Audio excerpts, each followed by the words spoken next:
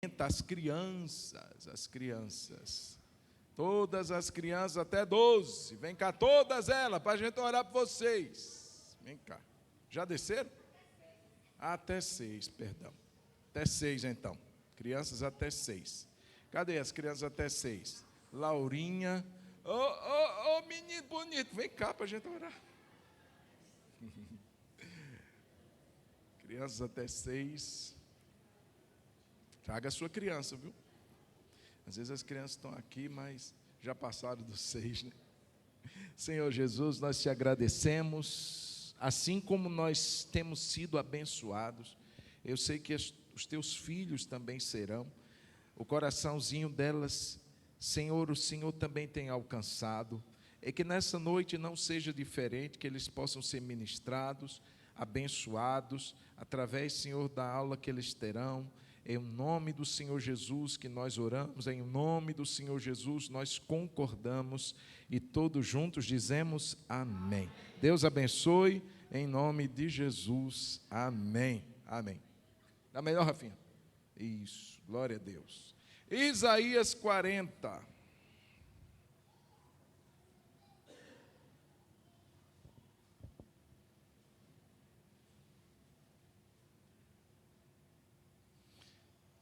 Glória a Deus. Isaías 40. O tema da mensagem é a majestade de Deus. Isaías 40.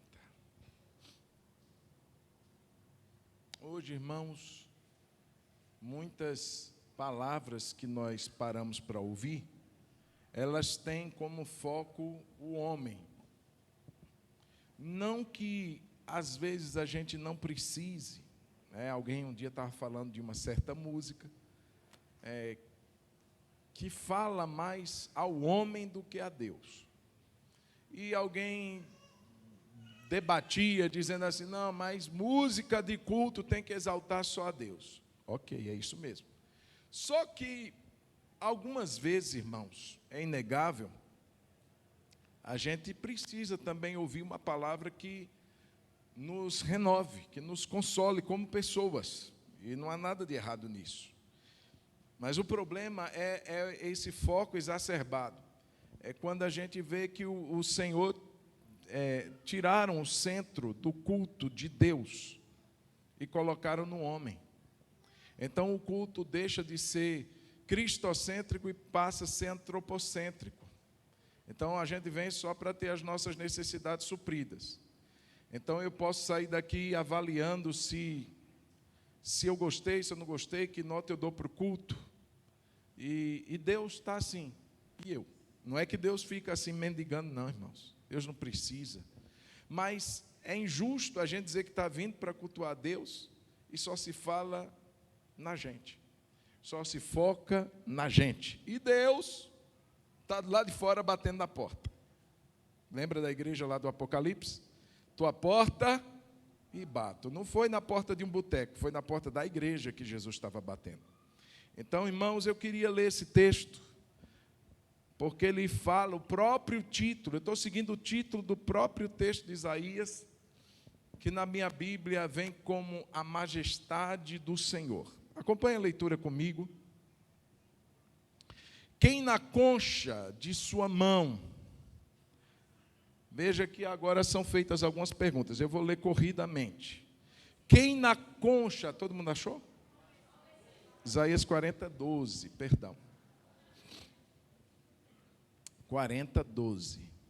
Quem na concha de sua mão mediu as águas e tomou a medida dos céus a palmos? Quem recolheu o pó da terra na terça parte de uma vasilha? E pesou os montes e as colinas numa balança? Quem guiou o Espírito do Senhor? Ou como seu conselheiro ensinou? Com quem ele se aconselhou para que lhe desse compreensão? Quem lhe ensinou a vereda da justiça? E quem lhe ensinou a sabedoria? E quem lhe mostrou o caminho do entendimento? Eis que as nações são consideradas por ele como um pingo que cai de um balde, ou como um grão de pó na balança. Eis que ele carrega as ilhas como se fosse pó fino. O Líbano não seria suficiente para o fogo, e os animais de lá não bastariam para um holocausto. Diante dele, todas as nações são como coisa que não é nada. Ele as considera menos do que nada, como um vácuo. Com quem vocês querem comparar a Deus? Com que imagem vocês podem confrontar? Quanto à imagem, esta é moldada pelo artífice. Depois o ourives reveste de ouro e forja correntes de prata para ela. O pobre que não pode fazer tal oferta, escolhe madeira, que não apodrece, e procura um artífice perito para fazer uma imagem esculpida que não oscile. Será que vocês não sabem? Será que não ouviram? Será que isso não lhes foi anunciado desde o princípio? Vocês não entenderam isso desde a fundação do mundo? Vocês não atentaram para os fundamentos da terra? Ele é o que está assentado sobre a cúpula da terra, cujos moradores são como gafanhotos.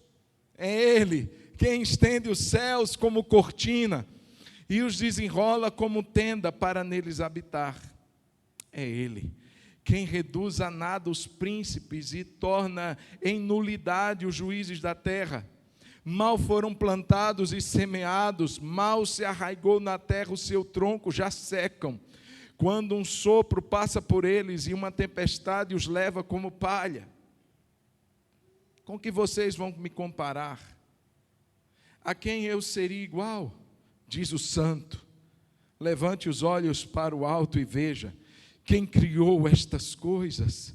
Aquele que faz sair o seu exército de estrelas, todas bem contadas, as quais ele chama pelo nome. Por ser ele grande em força e forte em poder, nenhuma só vem a faltar. Porque então você diz, ó Jacó, e você fala, ó Israel, o meu caminho está encoberto ao Senhor, e o meu direito passa desapercebido, ó meu Deus. Será que você não sabe? Nem ouviu que o eterno Deus, o Senhor, o Criador dos confins da terra, nem se cansa, nem se fatiga? A sabedoria dele é insondável. Ele fortalece o cansado e multiplica as forças ao que não tem nenhum vigor. Os jovens se cansam e se fatigam, e os moços de exausto caem, mas os que esperam no Senhor renovam as suas forças, sobem com asas como águias, correm e não se cansam, caminham e não se fatigam. Amém? Vamos orar? Ah, Deus, Tu és tremendo, Tu és grande, não há outro Deus além de Ti, não há outro que a Ti se compare. Só o Senhor é Deus, tão grande, tão tremendo, tão poderoso. E nessa noite, Deus, abre os nossos olhos. Deus, permita-nos por um pouco, Senhor, contemplar a Tua grandeza. Permita-nos, Senhor, que nossos corações se encham de fé ao contemplarmos quem Tu és, Senhor. Ao contemplarmos as maravilhas e as obras do Senhor. Ah, Senhor, dá-nos a oportunidade de ter os nossos olhos abertos nessa noite por meio da Tua palavra. Fala conosco, meu Pai, nós Te suplicamos, em nome de Jesus Cristo. Amém, amém e amém. A majestade, a grandeza e a singularidade desse Deus Todo-Poderoso. Como disse, irmãos, precisamos ter os nossos olhos de fato abertos para contemplar a Deus. O momento aqui que Isaías escreve é uma transição. A partir do capítulo 40 em diante, a tônica de Isaías muda. Até então era uma sentença, uma palavra de juízo, não apenas para as nações, mas para a própria nação de Israel. Mas a partir do capítulo 40, Deus, então, através do profeta, começa a falar sobre esperança, começa a falar sobre consolo. O Deus que se ira, ele se ira, mas é por um breve momento, é por um breve espaço de tempo, era para corrigir, era para disciplinar o povo, mas a sua ira não duraria para sempre. Ele tornaria a ser favorável ao povo, ele olharia novamente para o seu povo com misericórdia. E esse povo aflito, esse povo cansado, esse povo ainda sob o domínio dos seus inimigos. Veja, irmãos, Isaías era um escrito durante o exílio. Esse escrito foi para o povo que estava exilado, o remanescente, aqueles poucos que restaram. Veja, a cidade havia sido arrasada, assolada, seus muros queimados.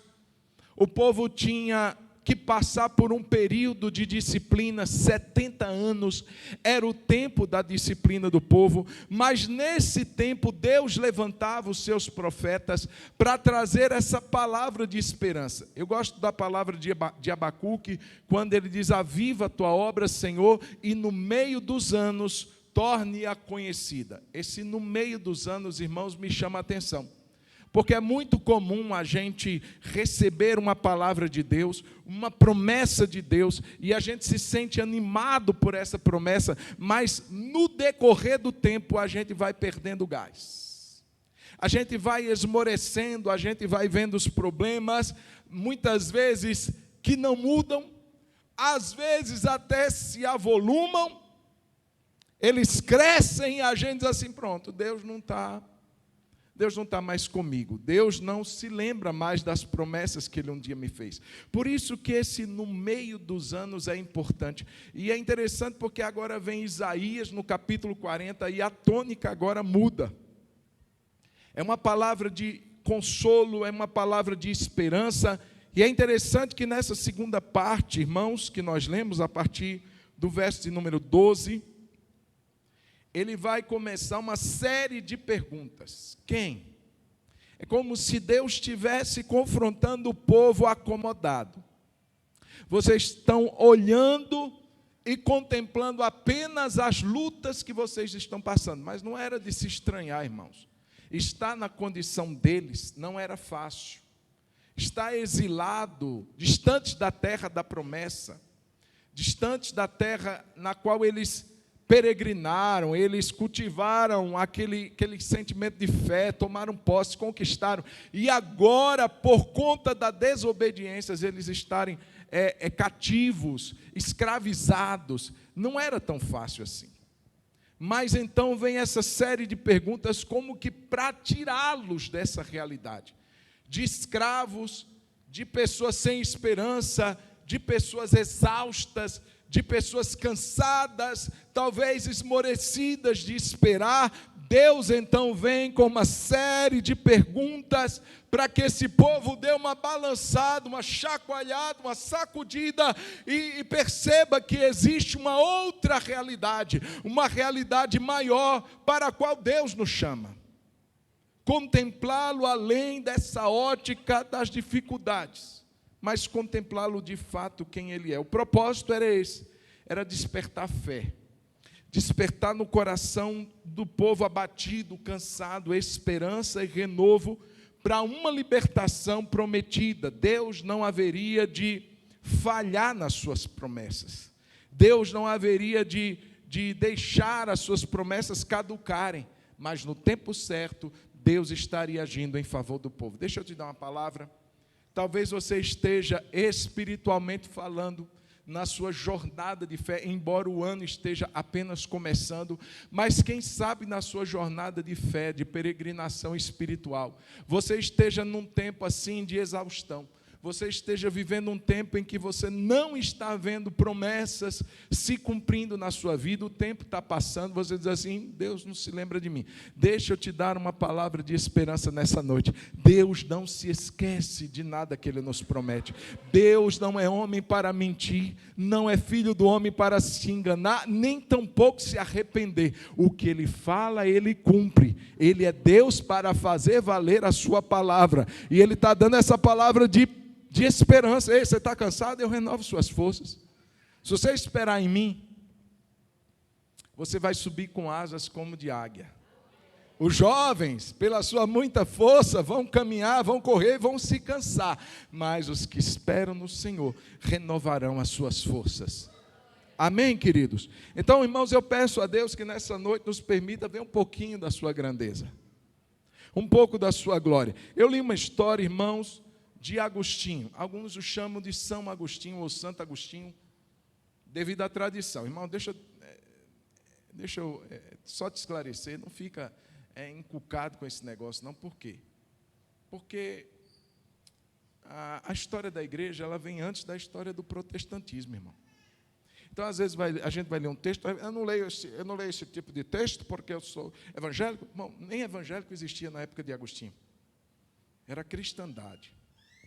Agostinho foi um homem de Deus, um homem cujos escritos manifestavam a grandeza de Deus. Ele tinha vários escritos que traziam essa reflexão sobre a majestade de Deus, sobre a grandeza de Deus. E essa história que li sobre ele me chamou muita atenção, porque, apesar de escrever muito, conta-se uma história que Agostinho, já perto da sua morte, seu coração fraco, sua respiração cansada, cercado por amigos íntimos, lá no seu leito de morte, embora tendo escrito tanto sobre a grandeza de Deus, mas ali ele estava se deparando com o fim de todos os homens, com a sua finitude, com sua experiência de ser homem. E já nos seus últimos momentos, a história diz que ele parte. Uma sensação de paz invade o quarto onde ele estava.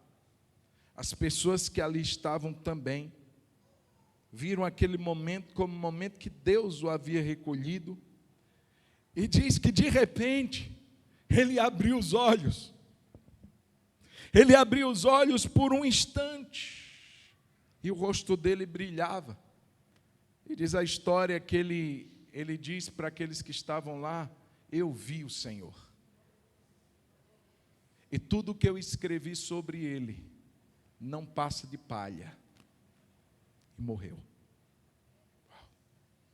Meu irmão, se isso não for apenas uma história, mas se isso for realmente uma história verídica, como eu espero que seja, meu Deus, vejo um homem que se dedica a escrever da grandeza de Deus. Quando morre, ele vê a Deus. Por um instante ele volta e diz assim: eu vi o Senhor. Sabe o que eu escrevi? É pouco demais, é pequeno demais, é palha. Tem muito mais a se conhecer de Deus. E por mais, irmãos, que nós estudemos, por mais que nós pesquisemos, por mais que nós venhamos a entender, ainda é pouco demais para quem é o nosso Deus. Nem olhos viram, ouvidos não ouviram. As coisas que Deus preparou, que dirá de quem Ele é. Profundidade das riquezas, tanto da sabedoria quanto do conhecimento. Quão insondáveis são os seus caminhos, quão inescrutáveis são os seus juízos. Quem conheceu a mente do Senhor? Quem foi o seu conselheiro? Quem primeiro deu a ele para que isso lhe fosse restituído? E ele encerra dizendo: porque dele, por ele, por meio dele são todas as coisas. A ele a glória para todo sempre. E o texto começa falando, irmãos, sobre a grandeza de Deus como Criador. Só para a gente poder contemplar, sentir um pouquinho do gosto da grandeza de Deus. Ele começa falando coisas poderosas sobre a criatividade de Deus. Olha o verso de número 12. Quem na concha de sua mão mediu as águas? Já começa por aí. Irmão, vem cá, Jesus. Faz uma conchinha na sua mão. Deixa eu mostrar. Faz uma conchinha na sua mão. Olha só. É pouco? É muito? Irmão, é um nada. Não tem nenhum lenço para te dar. Pode enxugar. Pronto. Na concha da mão. Não temos 5 oceanos. 5. Atlântico, Índico, Pacífico, Antártico e o Ártico. 5. E rios. Irmãos, só de rios, meu Deus, vou falar um pouquinho. Rios, só o nosso Amazonas, para você lembrar, ele percorre 7.000 quilômetros. As águas do Amazonas. São mais de 7.000 afluentes, o nosso Amazonas. O Mississippi, o Paraná, que divide Brasil e Paraguai, Danúbio, que percorre 9 países da Europa, o Ganges, que nasce numa altitude de 4.200 metros, o Amarelo na China, azul, estou falando dos principais, o Congo, é o segundo maior em volume de água e percorre as terras africanas, o Nilo, o Tigre, o Eufrates.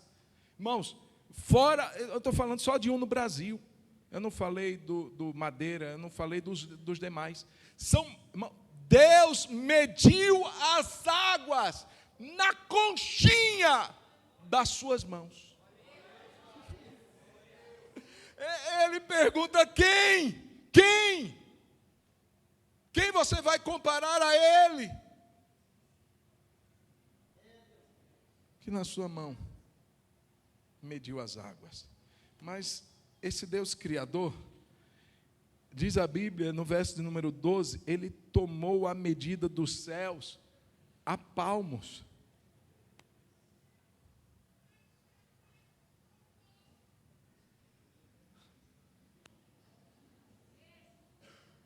A nossa galáxia é conhecida como o caminho do leite, a Via Láctea, pela sua cor esbranquiçada. Existem milhões de estrelas na nossa galáxia, milhões na nossa galáxia. Irmãos, a galáxia mais próxima à nossa é Andrômeda. Se alguém pegar um foguete na velocidade da luz, ou seja, 300.000 quilômetros por segundo, essa é a velocidade da luz, ele demoraria 2 milhões de anos para chegar na galáxia mais próxima à Via Láctea, que era Andrômeda. 2 milhões de anos viajando na velocidade da luz, para chegar na vizinhança. Deus mediu a palmo. Eu estou falando, irmãos, de 2 galáxias, mas dizem os cientistas que as galáxias tendem a se agrupar.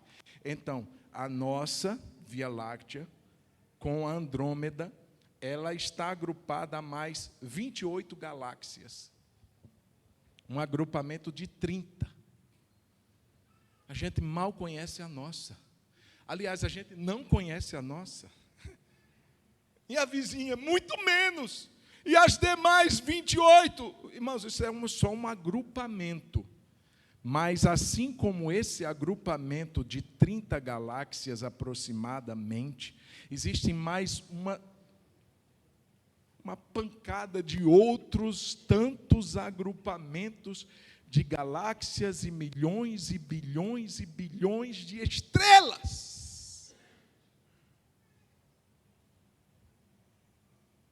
Quem mediu? a palmo.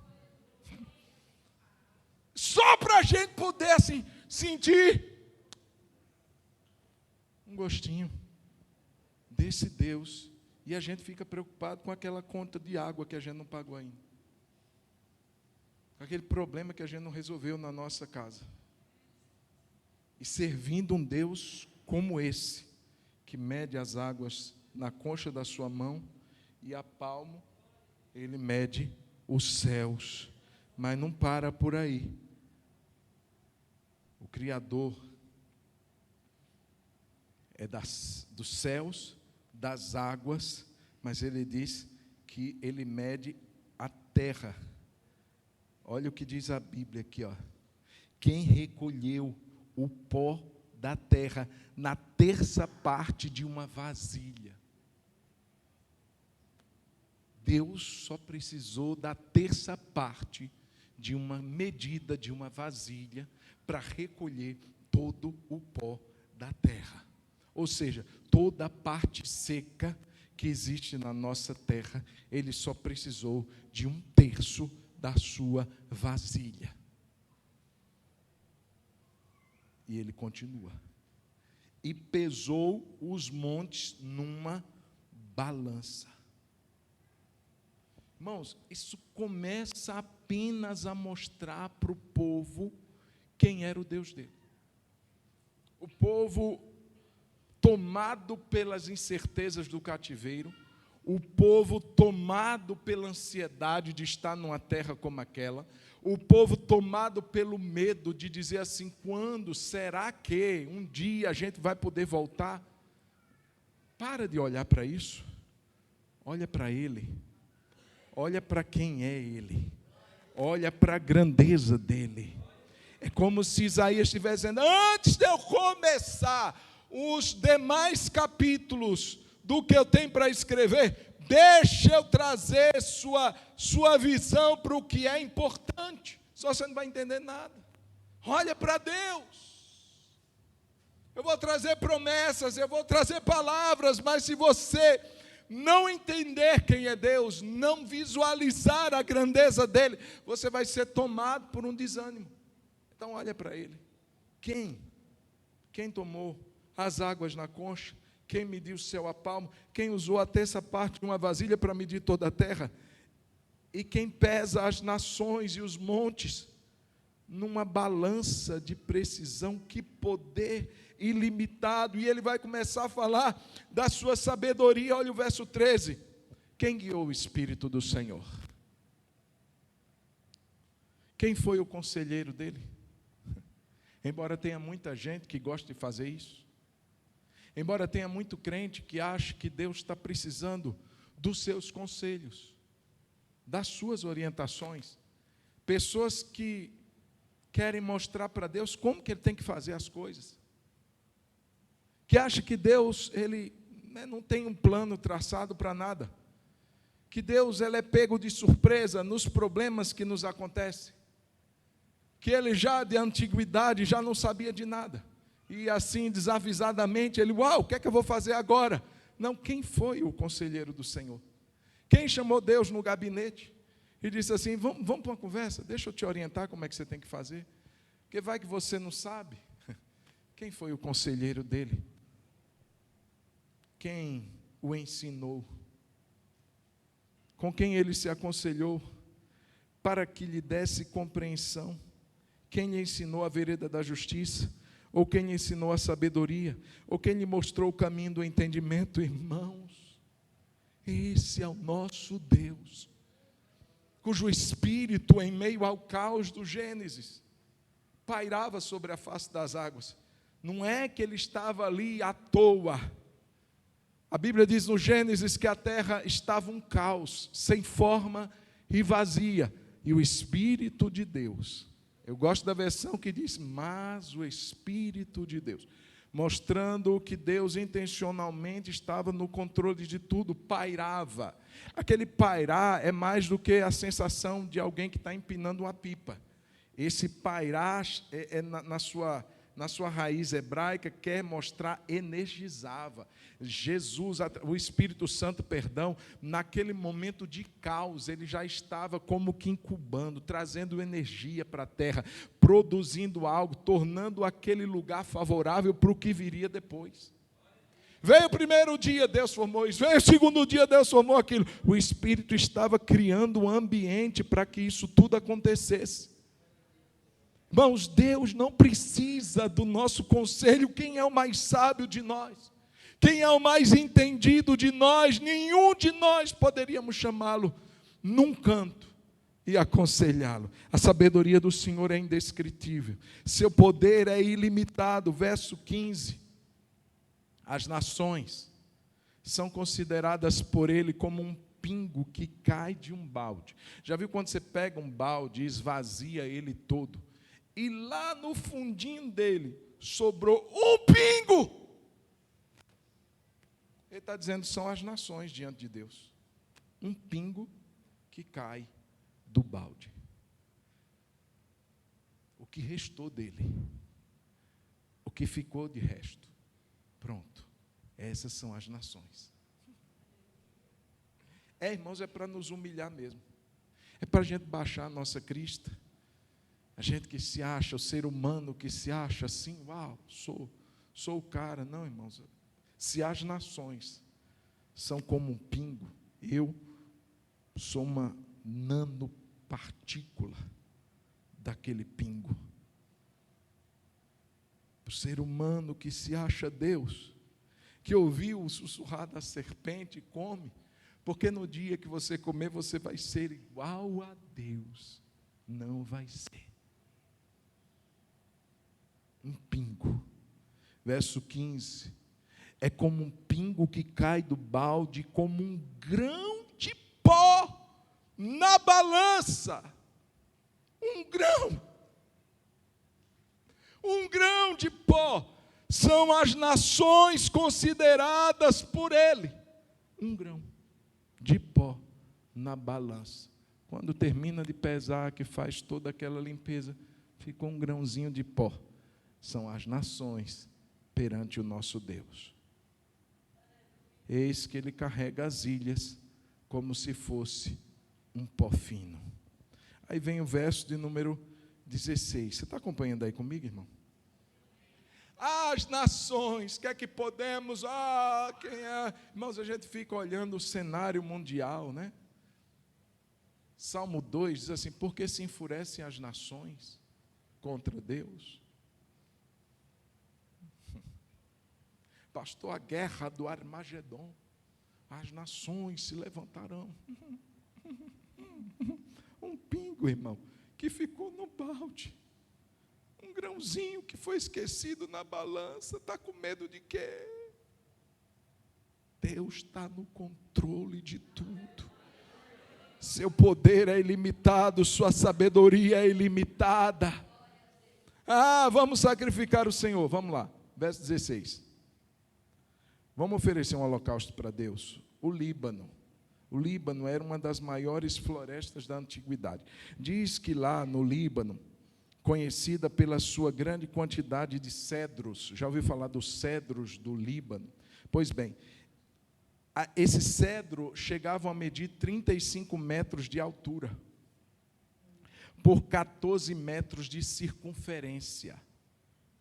Irmão, o que seria isso? Daqui, dessa parede, para cá, tem mais ou menos 11 metros. 12. Se um cedro podia medir 34 metros de altura, com uma circunferência de até 14, a sua circunferência dava mais do que essa largura. Pois bem, ele está dizendo aqui, o Líbano, com todos esses majestosos cedros, imponentes cedros, não seriam suficientes para o fogo. Vamos cortar as lenhas todas do Líbano? Vamos fazer um fogo. Para que o fogo? Para fazer um holocausto. Tá bom, o fogo está aqui, lembra do Abraão? Meu pai, está aqui o cutelo, está aqui o fogo, mas cadê o animal? Pois é, precisava do fogo As madeiras do Líbano não dariam para um holocausto. Ele está dizendo aqui, ó, o Líbano não seria suficiente para o fogo. E os animais de lá, todos os animais do Líbano, não bastariam para um holocausto. E a gente acha que está arrasando quando a gente fica 20 minutos cantando. E a gente acha que, uau, o céu estremeceu. Porque eu fiquei 10 minutos orando. Porque eu trouxe minha oferta. Os cedros não seriam suficientes para o fogo. E todos os animais do Líbano não seriam suficientes para um holocausto. Irmãos, isso é para humilhar a gente. Para a gente se colocar no lugar que a gente deve estar. Ele é o Senhor. A Ele glória, glória, glória e glória e glória. Não é para desanimar, não é para desmerecer, não, irmão. Mas é para a gente entender quem é o nosso Deus, a sua grandeza, o seu poder. E tão pouco, irmãos, imaginarmos que podemos exigir alguma coisa dele, como se de igual para igual nós estivéssemos. Nós não estamos. Nunca estaremos. E tudo que temos da sua parte é por sua graça e por sua misericórdia. É por sua bondade infinita. É por seu amor grandioso por nós, demonstrado graciosamente por meio de Jesus Cristo, seu Filho. Tão somente por Ele, irmão. E a natureza dele? Tem tanta gente que gosta de fazer um Shopee disso. Vamos procurar Deus lá na Shopee. Quem sabe a gente não acha. Com um precinho bacana. Olha o que diz o verso 19. Quanto à imagem. Vamos tentar reproduzi-lo? Vamos tentar, assim, fazer Deus. Vamos. Olha a insensatez do ser humano. Olha a loucura da cabeça do homem. Esse Deus grande, que as águas cabem aqui, que os céus ele mede aqui, que ele pega um balde e joga tudo, e a gotinha que fica somos nós. Esse Deus pode ser reproduzido, irmão? Jamais. Mas os homens tentam. Verso 19. Não, 18. Com quem vocês querem comparar Deus? Com que imagem vocês podem confrontar? Quanto à imagem, esta é moldada pelo artífice. Depois o ourives a reveste de ouro e forja correntes de prata para ela. Veja, aqui é o ídolo do rico. Esse daqui é o ídolo do rico, porque tem ouro e tem prata. O pobre não pode ter um ídolo desse. O rico pode comprar ouro e leva para o artífice. Aí o artífice vai lá, modela. Aí o ourives vai lá e reveste de ouro, porque o idólatra, o ofertante, tem como pagar. Esse é o meu Deus. Meu Deus, eu vou adorar você. Eu vou me prostrar diante de você. Quanta insensatez. Esse Deus pode ser reduzido numa imagem, gente? É o que Isaías pergunta. Mas tem o pobre não pode comprar ouro. Aí vem o verso de número 20. O pobre que não pode fazer tal oferta, escolhe madeira que não apodrece. Qual é a madeira que não apodrece? Paraju. Ele compra um paraju. Ele escolhe uma madeira que não apodrece e procura um artífice perito para fazer uma imagem esculpida que não fique balançando, não oscila. Está vendo como é que é o ser humano, gente? Diante de um Deus que a gente acabou de ler um pouquinho sobre ele, um pouquinho. Como é que o ser humano ainda acha que pode fazer um deusinho e comprá-lo na Shopee? E tem ser humano que é pior ainda, que acha que ele é o próprio Deus. que acha que os recursos que ele tem lhe garantem segurança, que acha que pode confiar na força do seu braço, na sua inteligência, nos seus contatos, no seu network. Ele pode sim, porque ele é um cara influente, e ele sempre vai ter alguém para ajudar. Irmão. Quem somos nós para querer reduzir a Deus dessa maneira? A natureza de Deus, quem é o nosso Deus, é incomparável, irreproduzível, inigualável. Esse é o nosso Deus. Nenhum ser humano pode se comparar. Eu não estou dizendo que tem gente que é doida. Olha o verso 21. Será que vocês não sabem? Será que não ouviram? Será que isso não lhes foi anunciado desde o princípio? Vocês não entendem isso desde a fundação do mundo? Vocês não atentaram para os fundamentos da terra? Deixa eu dizer uma coisa, Isaías dizendo, Ele é o que está sentado sobre a cúpula da terra, cujos moradores são como gafanhotos. Deus está sentado, irmãos, aqui está dizendo sobre a cúpula, em outras versões sobre a abóbada, outras versões sobre a redondeza da terra. Outra coisa linda e majestosa, irmãos, que o Isaías, no ano 600 a.C., ele já tinha anunciado o que Galilei anunciou em 1630, que a terra era redonda. 1630, depois de Cristo. O Isaías 600 antes de Cristo já disse: o Senhor está sentado sobre a redondeza da terra. A terra é redonda, seu cientistazinho mequetrefe, sem desmerecer a ciência, gente.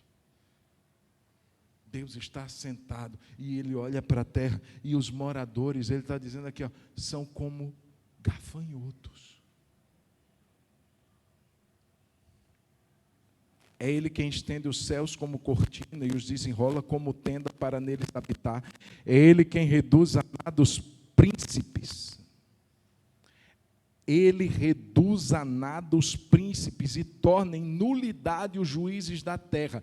Mal foram plantados e semeados, mal se arraigou na terra, o seu tronco já secam. Quando um sopro passa por eles e uma tempestade os leva como palha. Ele está falando dos príncipes, dos poderosos da terra. Você não é nada.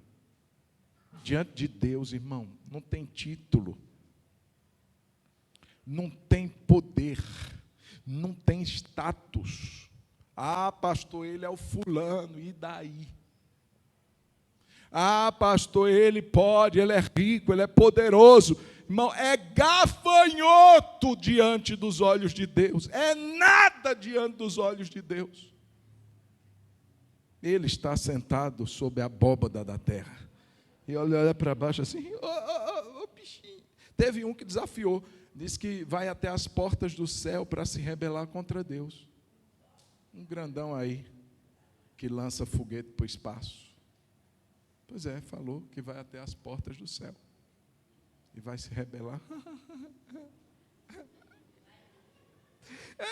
Gafanhoto.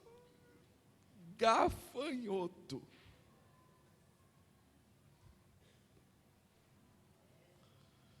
Dê glória a Deus, irmão. Dá um glória a Deus melhorzinho. Dá um glória a Deus. Esse é o Deus Todo-Poderoso, que olha para a terra e os seus juízes não são nada. Ele torna em nulidade, em nada, os juízes da terra. São plantados, irmãos, e logo são arrancados. Quem é um homem que pode se arrogar? Irmão, qual dos grandes e poderosos da antiguidade estão aqui hoje para contar a história? Pode contar a história através de suas biografias, mas todos eles morreram. Os grandes imperadores, os grandes conquistadores, os desbravadores, os grandes imperadores, os que subjugaram nações e reinos, onde eles estão? Deus os torna em nulidade. São plantados e semeados, mal se arraigou o seu tronco, já secam. Deixa eu caminhar para o final. Verso 25 e 26. Vamos lembrar aqui que esse Deus também, Ele chama as estrelas. Com quem vocês vão me comparar? A quem eu seria igual? Diz o santo. Levantem os olhos para o alto e vejam. Quem criou estas coisas? Aquele que faz sair o seu exército de estrelas, todas bem contadas, as quais ele chama pelo nome. E por ser ele grande em força e poder, nenhuma só vem a faltar. Irmãos, como eu disse, na nossa pequena Via Láctea existem milhões de estrelas. Só aqui, na nossa pequena realidade. A Bíblia diz que Deus a chama pelo nome, cada uma delas. Eu mal sei uma. Meu pai dizia assim, aquelas são as 3 Marias. Tem a Ursa Menor, tem a Ursa Maior, Cruzeiro do Sul. Não passa de 10. Ele chama as milhões e milhões e milhões e milhões e milhões de estrelas, cada uma pelo nome. Você entendeu isso? Todas elas, Deus deu um nomezinho para elas. E Ele conhece. E nenhuma delas cai. Já viu estrela cadente? Nenhuma delas falta, sem que Ele o saiba. Está faltando uma aí. Porque caiu, né? Está faltando uma. Deus conta, Deus sabe o nome. Irmão, e a gente aqui da terra, pequenininho, fica igual o verso de número 27. Por que a gente está sendo exposto a tudo isso? Por que Isaías expôs essas verdades ao povo? Porque o povo estava se queixando. Olha o verso 27. Por que então você diz, tendo esse conhecimento, Jacó, por que você chega a dizer, e você fala, ó Israel, o meu está entre aspas, você viu, né? Então é a palavra que Israel está dizendo para Deus. É o que Jacó, a nação, está falando para Deus. O meu caminho está encoberto ao Senhor, e o meu direito passa desapercebido ao meu Deus. Jacó, Deus chama as bilhões de estrelas pelo nome, e você está dizendo que Deus não está sabendo o que está acontecendo na tua vida? Deus não deixa uma sequer faltar das suas bilhões e bilhões de estrelas, e você está dizendo que Deus não está vendo o que você está passando. Será que a gente já fez isso algum dia? Será que a gente já pensou isso alguma vez? Deus, pastor, não vai se preocupar comigo, não. Tem tanta gente orando a Deus nesse momento. Irmão, Deus chama as estrelas pelo nome, não está sabendo o que você precisa. Ele não sabe o que você está passando. Veja, a reclamação do povo de Deus era essa. Por isso que Isaías está mostrando quem é Deus primeiro. Deixa eu abrir seus olhos, ô gafanhotozinho, ô criaturinha. Deixa eu te falar que Deus, ele é o Senhor de tudo, Ele faz tudo isso.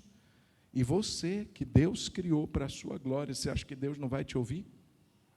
Você acha que Deus não sabe o que você está passando? E Ele continua, será que você não sabe, nem ouviu que o eterno Deus, o Senhor, Criador dos confins da terra, nem se cansa, nem se fatiga. A sabedoria dele é insondável. Ele fortalece o cansado. Você está cansado? Ele te fortalece. Irmãos, Deus, Ele vai tratar agora com o povo. Primeiro Ele mostra quem Ele é. Agora Ele trata com a situação do povo. Porque o povo estava cansado. O povo estava sem vigor. Mas Ele está dizendo, Ele fortalece o cansado. Verso 29. Ele multiplica as forças ao que não tem nenhum vigor. Eu gosto de lembrar disso, irmãos, porque nenhuma conta multiplicada por zero dá nenhum resultado. Quanto é 10 vezes zero?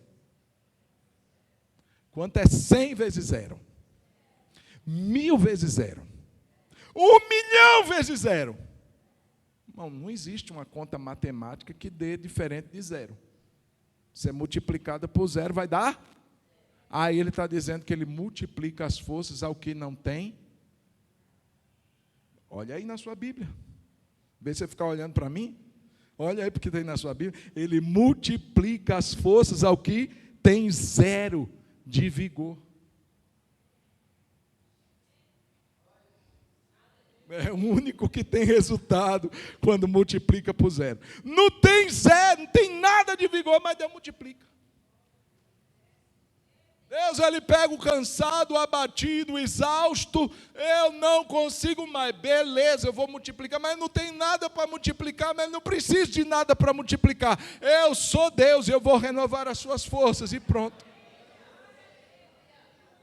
Multiplica as forças ao que não tem nenhum vigor. Os jovens se cansam e se fatigam, e os moços de exaustos caem. Mas os que esperam no Senhor. Irmão, tem jovem aqui que eu não chego perto, se for fazer uma corrida aí fora. Não dá mais para competir. Tem vigor, tem força, tem energia. Mas ele está dizendo que até você, varão, que malha todo dia, que puxa ferro, que faz o cardio exemplar, até você se cansa e cai. Mas quem espera em Deus, renovará as suas forças. Subirá com asas como águias, correm e não se cansam, caminham e não se fatigam. Porque Deus revela ao seu povo a sua grandeza para aumentar a nossa confiança nele. E saber que é por Ele, por meio dEle, por causa dEle que nós conseguimos.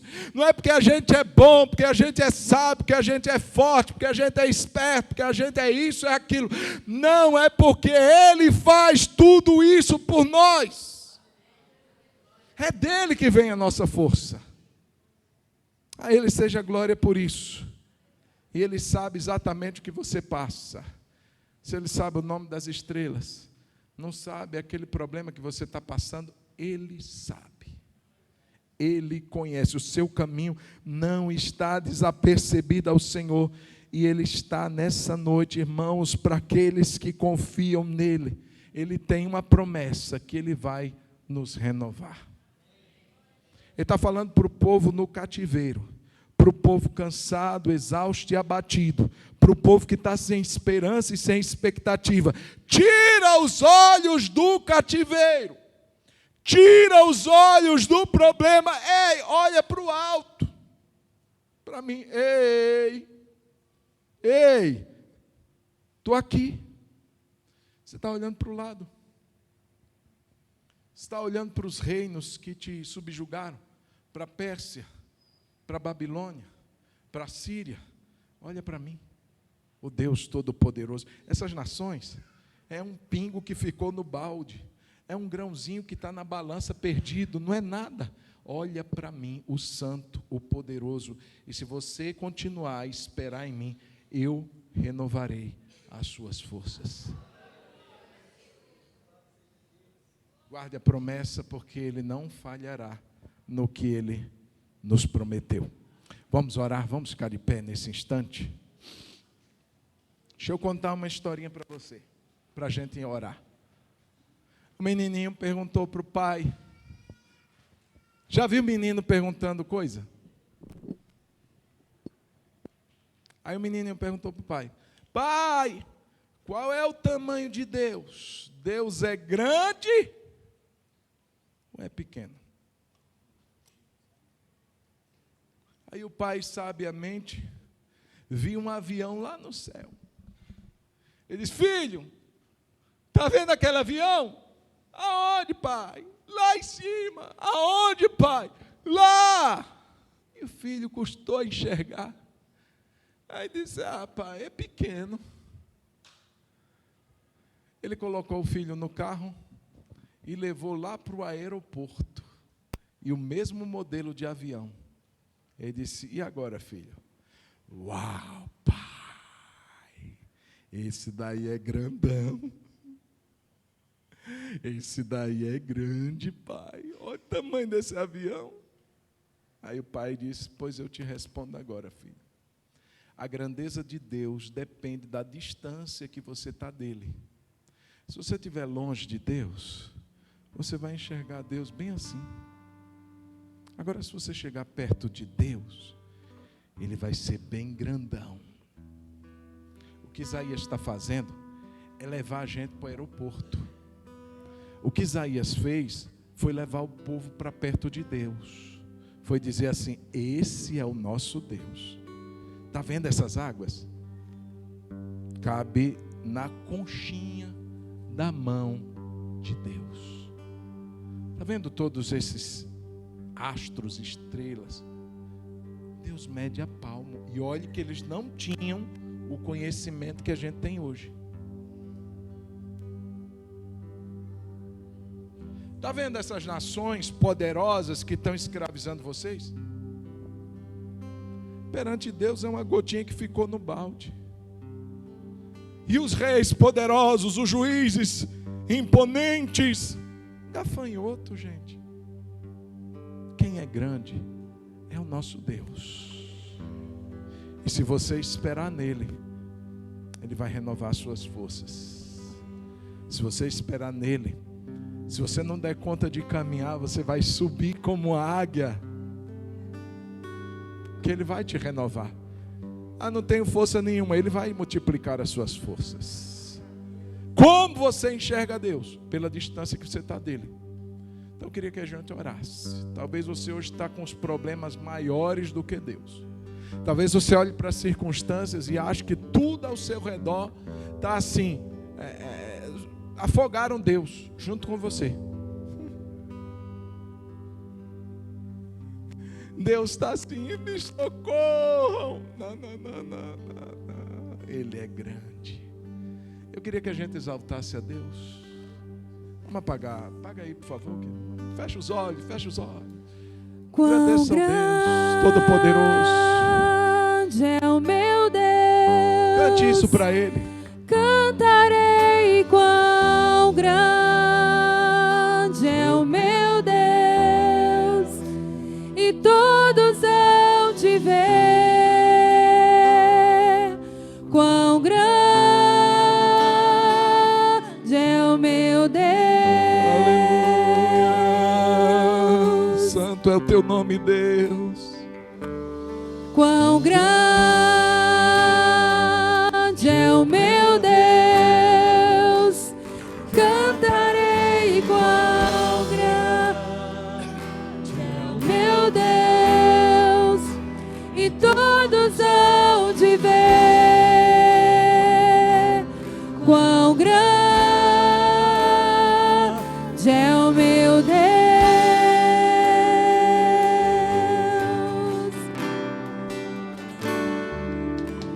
Com esplendor de um rei, em majestade e luz, faz a terra se alegrar, faz a terra se alegrar. Ele é a própria luz,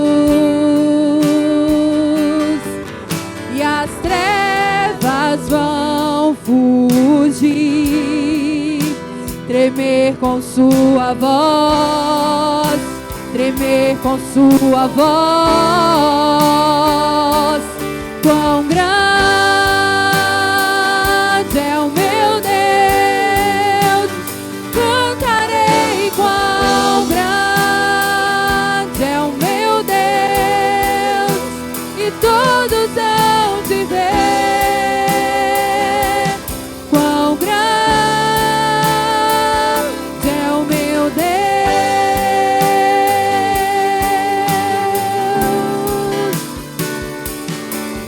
Por gerações Ele é,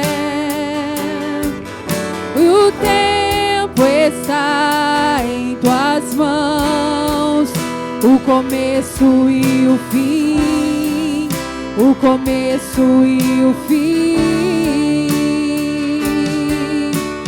Três se formam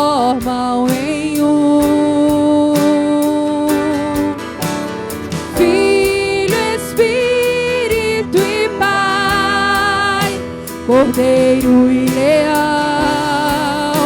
Cordeiro e leão, quão grande é o meu Deus, cantarei quão grande é o meu Deus, e todos hão de ver quão grande é o meu Deus,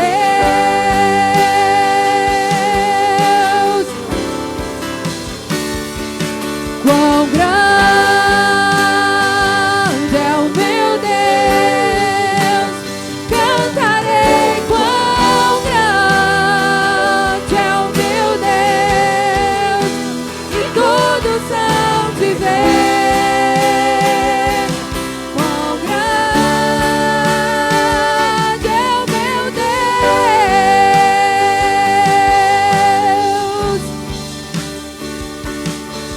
Sobre todo nome é o seu,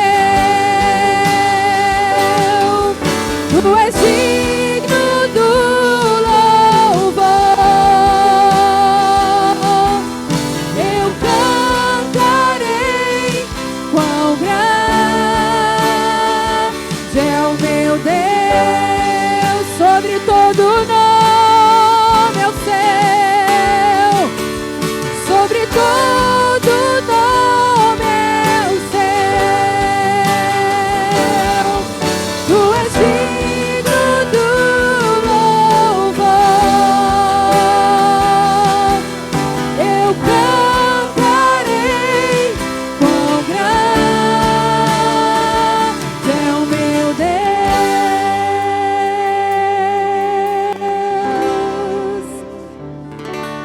quão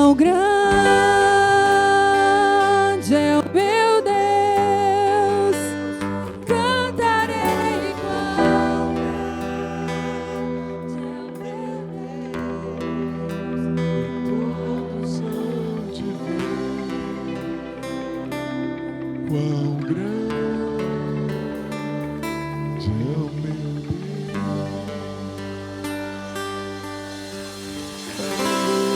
Aleluia, aleluia, aleluia.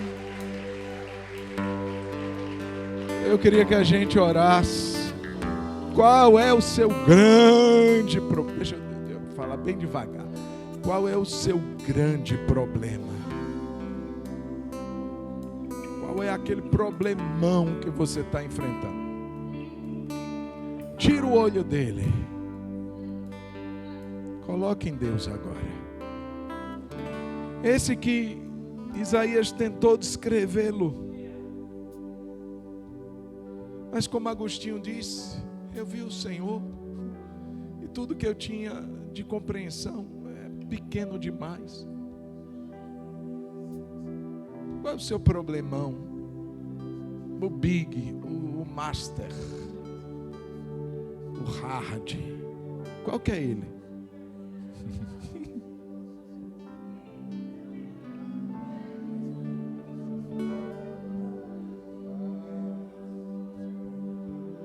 Senhor, eles nunca foram nem insignificantes diante da tua grandeza.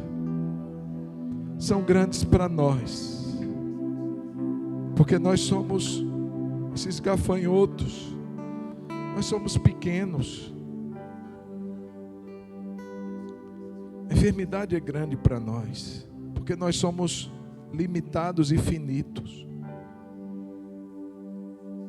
As dívidas são grandes para nós. Os demais problemas são grandes para nós. E o Senhor não desmerece. Nós nunca podemos imaginar que o nosso caminho está encoberto, desapercebido, como se o Senhor não visse, como se o Senhor ignorasse. Isso é uma palavra de esperança para nós. Isso é uma palavra de ânimo, de fé. É de um Deus zeloso e cuidadoso que diz assim: eu tenho cuidado de chamar as estrelas cada uma delas pelo nome. Como você pode achar que eu não sei o que você está passando? Senhor Deus, quero apresentar cada um destes grandes problemas ao Senhor. São grandes para nós, mas para o Senhor não. Então nossa oração nessa noite é que, independente se esses problemas vão ficar por um tempo, ou se o Senhor vai fazer algo nesses dias, não sei, mas que nunca os nossos olhos estejam neles, que não venhamos perder o foco de onde deve estar o nosso olhar, é no Senhor. E o Senhor tem um tempo e um momento e um modo de agir. E se o Senhor liberar uma pequena palavra que seja, tudo isso vai desaparecer. A enfermidade, o problema, a dívida, enfim. Mas essa palavra não é para que a gente feche os olhos e diga: eu não tenho problema nenhum. Não é isso. Mas é para que a gente olhe para o Senhor e que nós venhamos a dizer: eu tenho um grande Deus, eu sirvo, eu adoro. Embora o Líbano e todos os seus cedros não fossem nem suficientes para um holocausto, mas esse grande Deus, Ele sabe do que eu estou passando, e Ele é favorável, Ele é bondoso, e Ele vai me ajudar. E quando eu me sentir fraco, quando eu não tiver força nenhuma, Ele vai dizer para mim: eu multiplico suas forças. Os jovens, eles caem de cansados, mas se você esperar em mim, se você confiar em mim, eu vou renovar você, eu vou renovar seu ânimo, eu vou renovar sua fé, eu vou renovar sua esperança, eu vou te dar alegria, só quando você olhar para mim e ver como eu sou grande. Senhor, nessa noite, eu oro pelos meus irmãos que estão exaustos. Eu oro por aqueles que se sentem de fato cansados. Deus, nessa noite, muda o foco da lente. Que não venha estar sobre os problemas, mas sobre o Senhor. E só essa visão da tua grandeza há de renovar-nos. Só essa visão de quem tu és há de nos dar ânimo, forças. E dizer: o meu caminho, ele não está desapercebido ao meu Deus. O meu caminho não está oculto ao Senhor. Se o Senhor sabe do nome de todas as estrelas, Senhor, o Senhor sabe do que eu estou passando, sim. O Senhor sabe das minhas lutas, sim. O Senhor sabe dos meus problemas, sim. Então nessa noite eu vou sair daqui com essa fé renovada. Meu Deus, Ele cuida da minha vida. O meu Deus, Ele cuida da minha história, Ele cuida de mim. Muito obrigado, Senhor. Muito obrigado. Aquele que está cansado hoje, saia daqui renovado, saia daqui disposto a entender que o Senhor está no controle de tudo, que não tem nada a temer, embora as situações sejam amedrontadoras muitas vezes, mas quando olhamos para o Senhor, os nossos olhos são iluminados, nosso coração se enche de ânimo, de fé, de força. Muito obrigado, Pai. Nós queremos adorar o Teu nome, dar ao Senhor a glória, e mais uma vez declarar que Tu és grande. Tu és grande. Vamos dizer isso mais uma vez?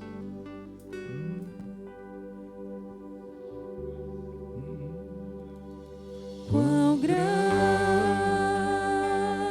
é o meu Deus, cantarei quão grande é o meu Deus, e todos hão de ver quão grande é o meu Deus. Eu ouvi um testemunho de um pastor ontem, gente, 15 anos, pastor de uma igreja lá nos Estados Unidos, foi acometido por um vírus, a voz dele foi embora. O pastor, irmão, precisa da voz. Como é que ele vai pregar? E ele foi afastado do ministério, começou a congregar 3 anos, de médico em médico, de médico em médico, de médico em médico. Ele pegou um vírus raro, e nenhum médico deu a ele nenhum tipo de perspectiva, nenhuma espécie de tratamento, de remédio para ajudá-lo. Até que num dia a igreja dele tinha chamado um pastor para ministrar para as crianças lá, os jovens, os adolescentes. E esse pastor que ia pregar adoeceu, então chamaram ele. Deram para ele um microfone muito sensível, para que a sua voz pudesse ser um pouco ouvida. É interessante que nesse testemunho só gravaram o áudio. Igual o texto que deram para ele pregar, Salmo 103. É Ele quem perdoa todos os meus pecados e quem sara todas as minhas enfermidades. E esse pastor começa a pregar com a voz quase que inaudível. E ele pregando, dizendo: irmãos, eu sei, eu vou falar na minha voz, não vou tentar reproduzir. Ele disse: eu sei que Deus, apesar de Ele ter dado sua vida, e dizer o texto que Ele cura todas as doenças, Ele pode curar, mas não significa dizer que Ele necessariamente vai curar todas as doenças de todas as pessoas. Mas eu também não posso dizer que Atos dos Apóstolos cessou com o último apóstolo e que Deus ainda não faça milagres. E ele pregando com aquela voz rouca, quase que inaudível, de repente, irmãos, a voz dele começou a melhorar. Pregando a palavra, a voz dele começou a voltar, e o áudio é interrompido, ele para de pregar, porque ele percebe que algo estava acontecendo com a voz dele, que há 3 anos não se ouvia. E ele se emociona, e não se ouve mais a pregação daquele homem, mas o choro dele. Ele começa a se emocionar enquanto pregava, não prega mais, até o tempo dele se recompor. E quando ele se recompõe, ele termina todo o Salmo 103 falando em alto e bom som todas as palavras daquele salmo. Ele fora curado naquele instante em que ele proclamava as grandezas de Deus. Eu contei aqui quinta-feira passada, irmãos, fui pregar numa igreja, já estou terminando. Olha para quem está do seu lado e diga assim: o pastor está empolgado, mas ele está terminando. Eu fui pregar numa igreja um dia desse, irmãos, e tinha um pessoal ministrando louvor. Já contei, se você já ouviu, faz de conta que você não lembra. E tinha uma pastora lá, irmãos, ministrando, e ela cantava, e eu estava sentado lá na plataforma da igreja. Então eu via o ministério louvor de costas, eles estavam na minha frente, e a pastora cantava, e cantava tão alto, e eu fiquei tão incomodado com aquilo, porque ela cantava alto demais, e eu dizia: meu Deus, mas nem para baixar o microfone dela, mas ela cantava alto demais, e eu lá atrás julgando, pecador, pedi perdão, irmão. De repente, quando ela vira, irmãos, eu vejo que ela é traqueostomizada. Ela usava a mão fechando para falar, cantar, e abrindo para respirar. E aí no final, e eu já quebrei ali na frente, eu digo: meu Deus, eu estou reclamando da irmã, ela traqueostomizada. Outro ficaria em casa, ela está aqui cantando. Terminou o culto, eu fui cumprimentá-los, e já é o 3º ano que eu vou pregar lá na igreja dela. Irmãos, e aquela mulher contou o testemunho, rápidas palavras, no final daquele culto. Ela teve um câncer nas cordas vocais, de maneira que os médicos precisaram fazer uma cirurgia e extrair todas as cordas vocais dela. Você não precisa ser tão para entender que ela não poderia sequer falar, que dirá cantar. Essa pastora, ela é levada, já foi para vários países, porque é caso de estudo, ninguém entende. Como que ela não tem cordas vocais? Porque um câncer agressivo roubou-lhe as cordas vocais, e ela canta Não é nem que ela fala, ela canta, ela prega, ela ora. E um dia chamaram ela, uma roda de médicos, mais uma vez, para analisarem o caso dela. E ela disse que foi naquele lugar e ela poderia declamar uma poesia. Ela disse, pastor, me disseram assim, faça o que você quiser. Os médicos querem ouvir sua voz. Eles disseram, pode declamar uma poesia, pode falar um texto de qualquer que você queira. E o que foi que ela quis? Louvar a Deus. E ela fechava e ela cantava. Irmão, a voz da mulher é poderosa. E quando ela abriu os olhos, os médicos estavam chorando, lágrimas. Como que pode entender isso, irmão? O nosso Deus é grande. Quão grande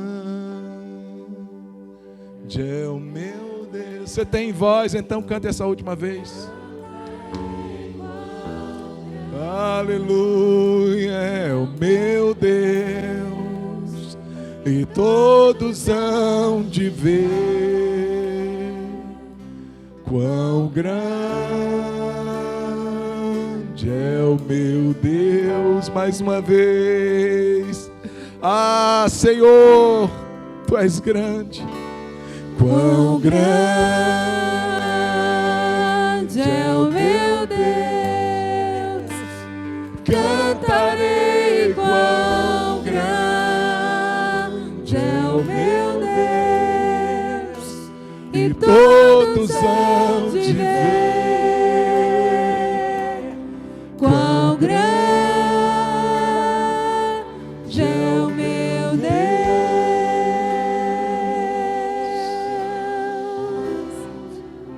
Que o amor de Deus, o Pai, a graça de nosso Senhor e Salvador Jesus Cristo, que o consolo do Espírito Santo seja sobre a sua vida, sobre todo o povo de Deus, espalhado pela terra, hoje e sempre.